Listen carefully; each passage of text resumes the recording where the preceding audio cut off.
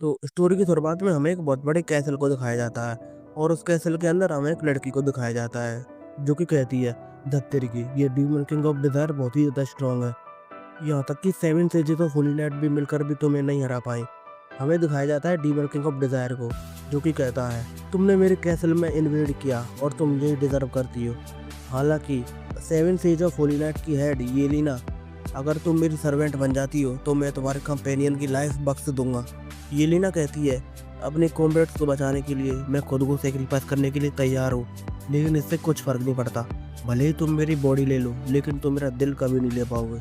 ये सुनते ही demon king of desire उसके बहुत ज़्यादा करीब आ जाता है और हमें कुछ देर बाद का सीन दिखाया जाता है। येलिना कहती है डीमन किंग ऑफ डिजायर आप तो बहुत ज़्यादा कमाल के हैं। डीमन किंग ऑफ डिजायर कहता है 100 टाइम्स करने के बाद अब मेरी मैजिक पावर ऑलमोस्ट खत्म हो चुकी है।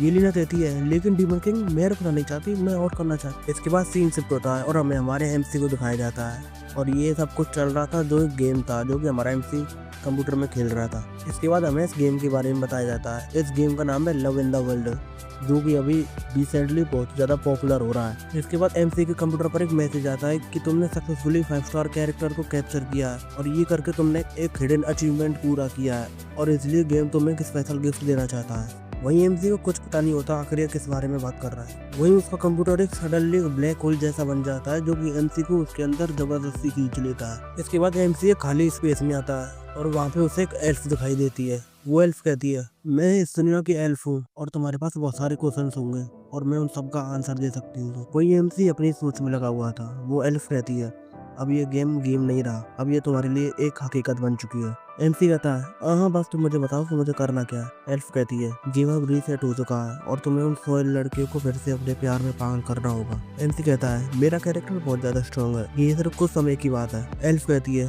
वो सब कुछ अब खत्म हो चुका है, अब तुम्हें शुरुआत से शुरू करना पड़ेगा। इस बात पर एमसी उस एल्फ से गुस्सा होने लगता है और उसे लड़ने लगता है। इसके बाद वो एल्फ बताती है गेम की डिफिकल्टी को कम करने के लिए 5 एट्रीब्यूट सिस्टम डिजाइन किए गए हैं। Power system, physics system, mental system, agility system. हाँ और चार्म सिस्टम का क्या? चार्म सिस्टम हाँ वो तुम्हें हैंडसम बना देगा। एमसी कहता है हैंडसम बनाएगा, हैंडसम होने से क्या होगा? मेरा प्रोफेशन है डीमन मेज, इसलिए मैं मेंटल सिस्टम चूज करता हूँ। लेकिन उसी वक्त एमसी को छींक आ जाती है और एमसी गलती से चार्म सिस्टम सेलेक्ट कर लेता है। हे रुको ये गलती होगी, मुझे फिर से चूज करना है। वो एल्फ कहती है एक बार चूज करने के बाद फिर तुम इसे फिर से चूज नहीं कर सकते और हाँ इस सिस्टम का अच्छे से यूज करना।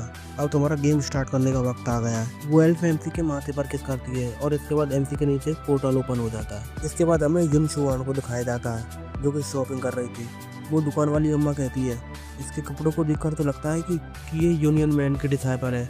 यूनियन मैन जो कि राक्षसों को भगाते हैं और जुन जाओ सिटी की रक्षा करते हैं। इसके बाद सीन शिफ्ट होता है और हमारा एमसी आसमान से गिरता है और उसे गिरते हुए युन शुआन भी देख लेती है। एमसी को दिखाते हैं एमसी एक घर में गिरता है जहाँ पे बहुत सारी लड़कियां नहा रही थी। एमसी कहता है मुझे माफ कीजिए लेकिन मेरा ऐसा कोई इरादा नहीं था। लेकिन हम उन औरतों को देखते हैं, वो औरतें तो एमसी को छेड़ने लगती है और छेड़ते हुए कहती हैं वाह कितना अट्रैक्टिव मैन है। कुछ देर बाद हम एमसी को देखते हैं, एमसी वहाँ से भाग आता है और एमसी के फेस पे बहुत सारी लड़कियों ने किस भी करा था।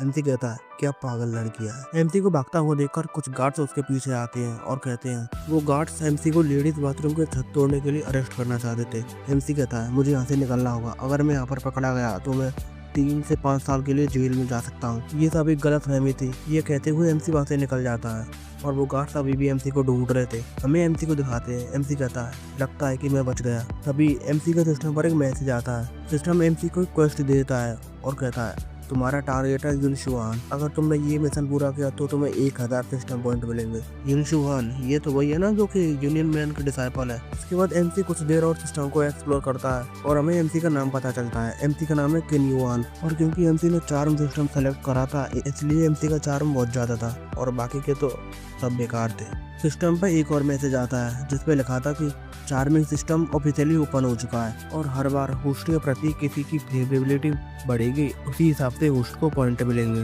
और सिस्टम पॉइंट्स को टूल्स, इक्विपमेंट्स और ऐसी बहुत सी चीज़ों के लिए बदला जा सकता है और सिस्टम की तरफ से तुम्हें एक न्यू कवर रिवॉर्ड दिया जाता है इवल चार्मिंग स्माइल। ये स्किल्स होस्ट के प्रति किसी की फेवरेबिलिटी बढ़वा सकती है। अब किन युआन तो ये सब देखकर परेशान हो गया होता है और इसी वजह से किन युआन को एक गार्ड देख लेता है। किन युआन उस गार्ड पर अपनी इवल स्मेल स्किल का यूज करता है। वो गार्ड कहता है कितनी गंदी स्मेल है, क्या ये बंदा सच में ठरकी है? और हाँ पहले किन युआन ने अपनी स्किल एक्टिवेट नहीं करी थी, वो तो बस खुद से इविल स्मेल करने का ट्राई कर रहा था।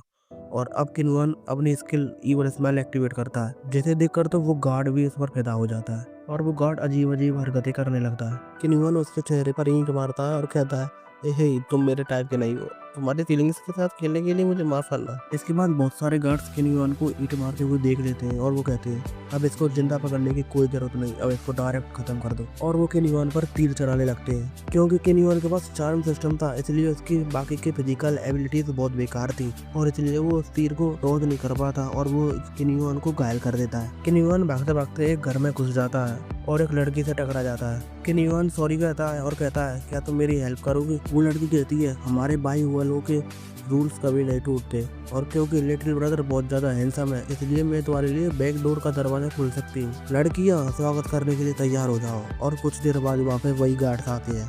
वो लड़की कहती है, हाँ मिस्टर गुआन, हम तो सिर्फ भाई वालों की कमजोर सी औरतें हैं, हमारी इतनी हिम्मत कहाँ जो कि हम एक आदमी को छुपाए। लगता है आपसे गलती हुई है, प्रिटेंड करना बंद करो और तुम गार्ड जल्दी से सर्च करो। वो लड़की ने रोकने की कोशिश करती है।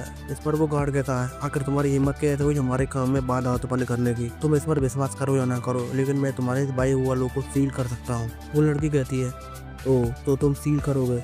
यहाँ तक कि तुम्हारे कंट्री के मैजिस्ट्रेट भी यहाँ पर बहुत बार आ चुके हैं और अगर तुम्हें उनसे डर नहीं लगता है तो तुम इस बाई वालों को सील करने का ट्राई कर सकते हो। तभी वहाँ पे बाई वालों की ओई रंग आती है जो कि सिर्फ अपनी बॉडी को छोड़कर अपनी कला को बेचती है। और हाँ, इसका असली नाम है फेंगलिंगशन और उस पीले वालों वाली लड़की का असली नाम था लिu रुहांग। फेंगलिंगशन कहती है, अगर ये सर्च करना चाहते हैं तो इन्हें सर्च करने देते हैं, और वैसे भी हमारे भाई वालों ने कुछ भी गलत नहीं किया है तो फिर डरना कैसा। और हम एमसी को देखते हैं जो कि उसी के नीचे छुपा हुआ होता है और आधे घंटे बाद वहाँ पे वही कार्ड्स आते हैं जो कि कहते हैं कि हमने अंदर और बाहर सभी ओर चेक कर लिया है लेकिन यहाँ पे हमें कुछ भी नहीं मिला। इस पर फेंगलिंगशन कहती है, तो आपके पास कोई और क्वेश्चन है?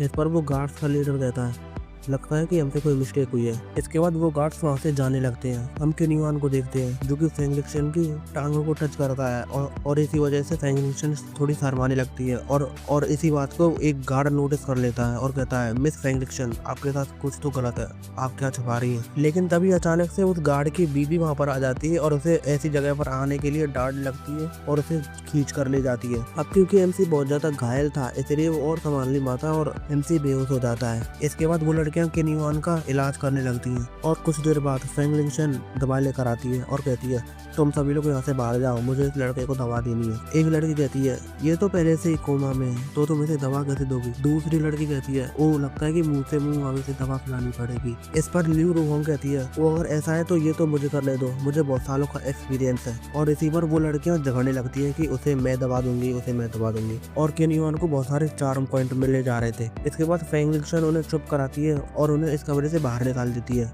और खुद दवाई देने के लिए तैयार हो जाती है। और इसके लिए फेंगलिंगशन अपने मुंह में दवा भरती है और किन्वन को किस करते हुए उसके मुंह में दवा डालने लगती है। लेकिन तभी पता नहीं किन्वन को क्या होता है, वो फेंगलिंगशन को अपने नीचे डाल लेता है और उसे किस करने लगता है। फेंगलिंगशन कहती है, आखिर ये क्या हो रहा है? लेकिन मैं इसे रजिस्ट नहीं कर सकती। फेंगलिंगशन को मजा आने लगता है। और आज की वीडियो को हम यहीं पर खत्म करेंगे। अगर वीडियो अच्छी लगी हो तो लाइक कीजिए, सब्सक्राइब कीजिए। तो टाटा बाय बाय।